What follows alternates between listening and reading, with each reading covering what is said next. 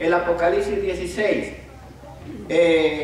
Al mismo tiempo, maldecirán a Dios inclusive por las plagas, porque el corazón se ha hecho de piedra y esa será en parte lo que sufrirán. Pero además de eso, de sufrir todo eso en las plagas, las últimas plagas, en la resurrección final, vamos a ver ahorita, según la exposición que la hermana Guay hace, de lo que le viene más después.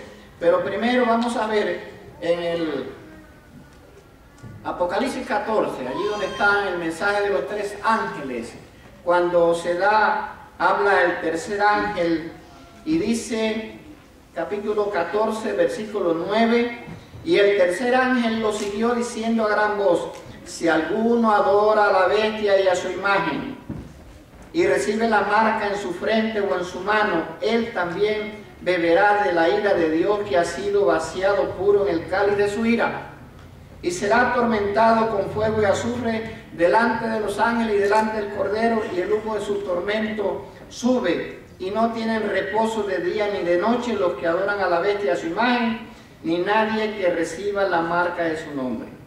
En todos los juicios que Dios ha hecho en lo pasado, en el diluvio, en Sodoma y Gomorra, estos fueron atenuados por la misericordia de Dios. Pero ya aquí está hablando que viene un momento, en aquella circunstancia, en que ya se ha derramado el vino puro, el cáliz de su ira de Dios, lo sufrirán en una manera pura.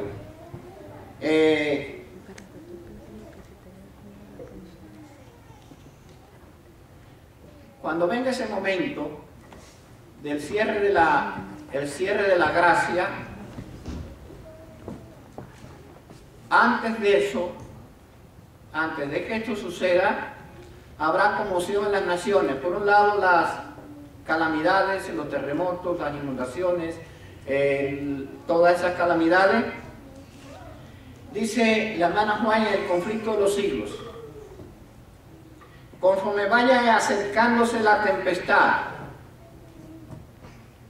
muchos que profesaron creer en el mensaje del tercer ángel, pero que no fueron santificados por la obediencia a la verdad, abandonarán su fe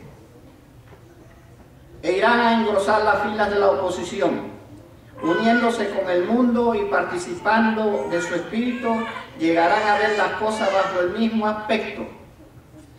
Así que cuando llegue la hora de prueba, la ley dominical,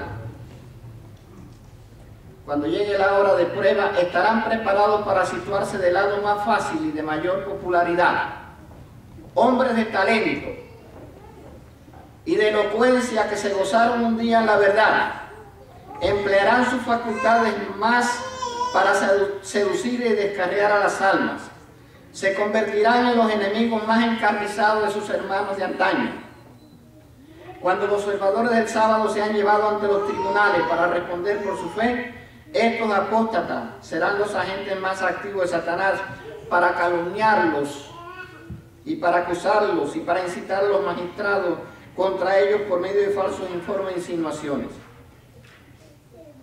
Allí habrá, desgraciadamente y penosamente tenemos que decirlo, habrá cónyuges que se irán como la esposa de Resuelo, allí según reza el conflicto de los siglos, en un caso de España de un hermano que fue llevado a los tribunales inquisitoriales.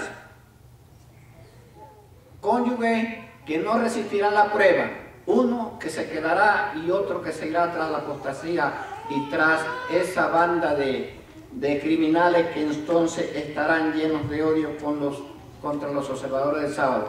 Habrá madres que se apartarán y serán enemigos de sus hijos.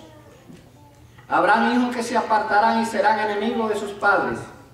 Habrán hermanos que se apartarán y serán enemigos de sus hermanos, denunciándolo ante los tribunales como falsos y como contrarios a la verdad y a la razón.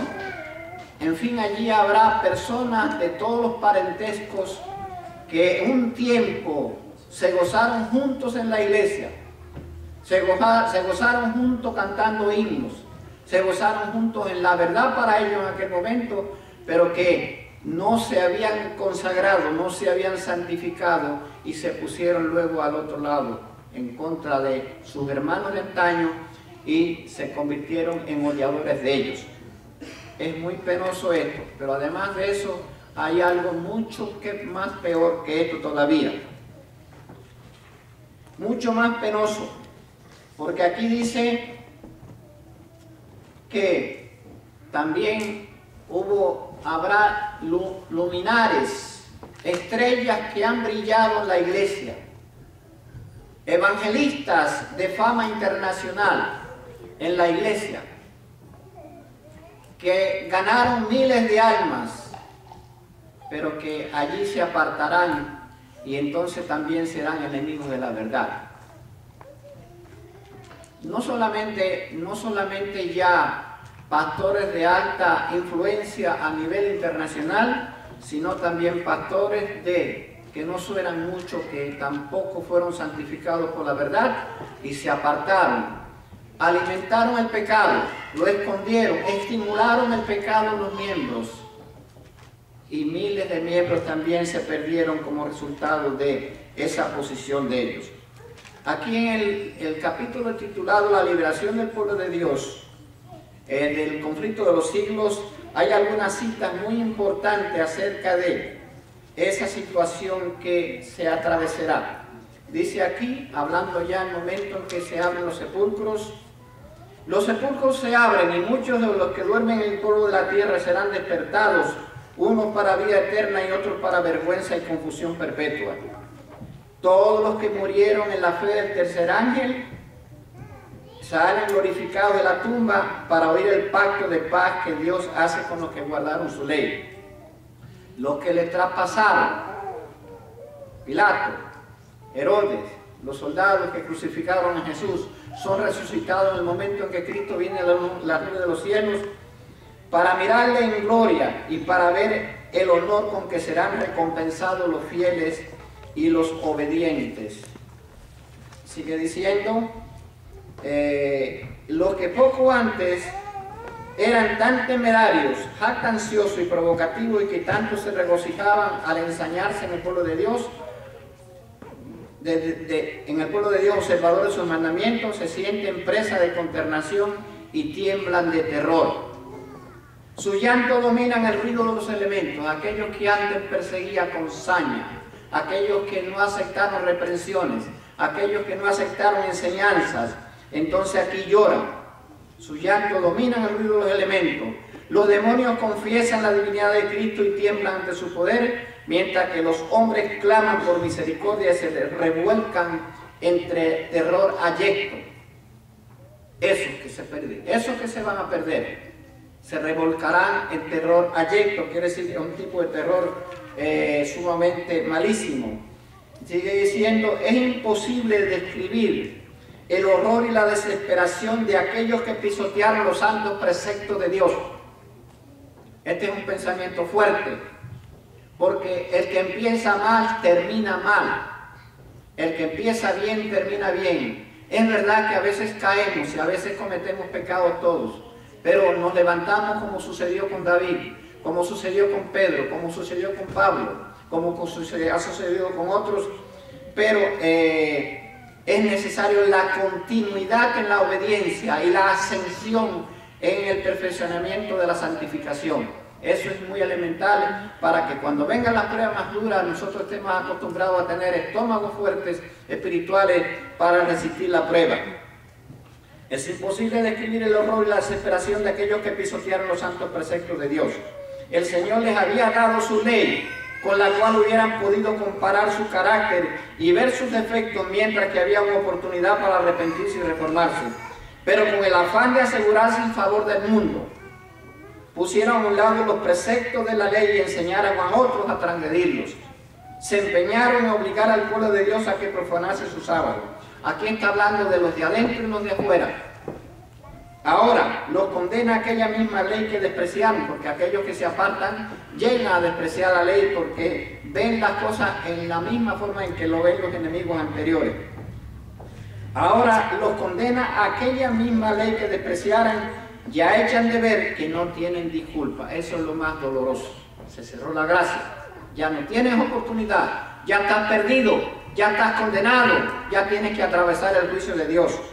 Entonces vosotros volveréis, hablando de los escogidos, y echaréis de ver la diferencia que hay entre el justo y el injusto, entre aquel que sirve a Dios y aquel que no le sirve. Sigue diciendo, ante su presencia, la presencia de Cristo en las nubes de los cielos, ante su presencia han se tornado pálidos todos los rostros. El terror de la desesperación eterna se apodera de los que han rechazado la misericordia de Dios.